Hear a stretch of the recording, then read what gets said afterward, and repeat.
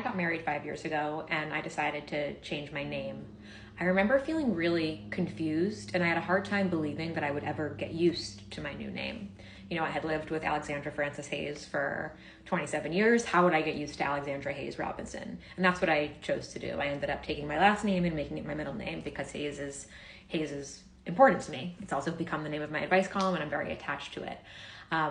And the other day, I was in a situation where I had to say Alexandra Hayes to someone, and seeing it written out, it felt incomplete.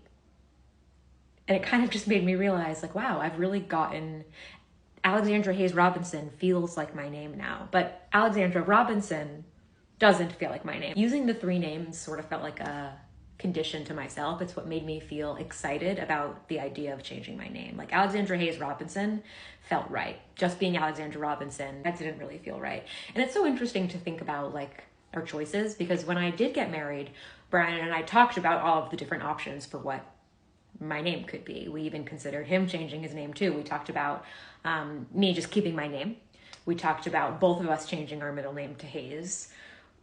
Did we talk about him changing his last name to Hayes? We might have talked about it. At the end of the day, I wanted to change my last name, and the only reason I considered not changing it was for like the statement of it. And I ultimately felt like it would be like performative of me to do it just for that, to not change my name just for that reason, which seems silly because marriage and changing your name is like a patriarchal thing. But I guess you can still, if you make choices just for the statement of it, it felt more authentic to me to bring in equity into our marriage through other ways. Like through the division of labor in our house, for example. Sometimes it's interesting to me that I did want to do it, both because of my values about other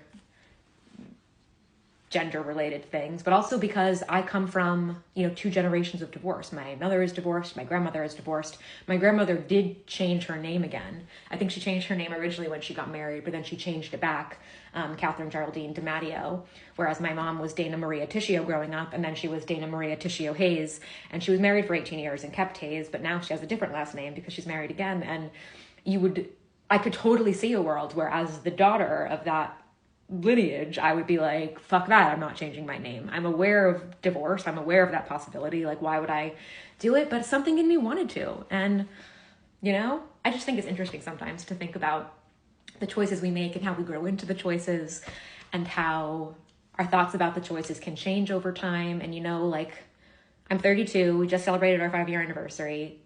God willing, we're married for, I hope